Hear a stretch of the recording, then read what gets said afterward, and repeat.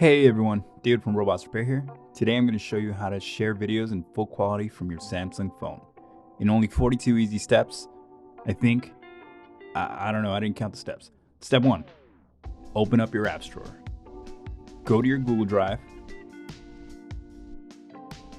Here's my Google Drive.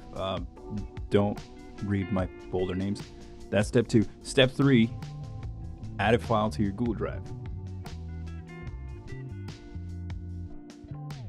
Here's the video up top.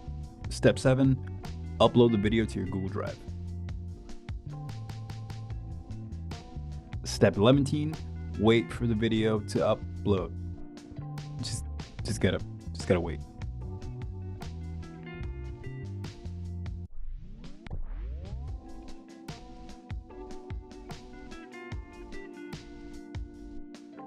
Now that the video is done, let's see if it's working. Yep, that's whatever that is.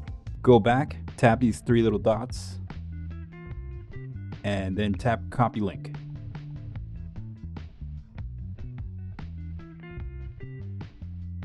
Now go to whichever communication app you wish to communicate in and share the link.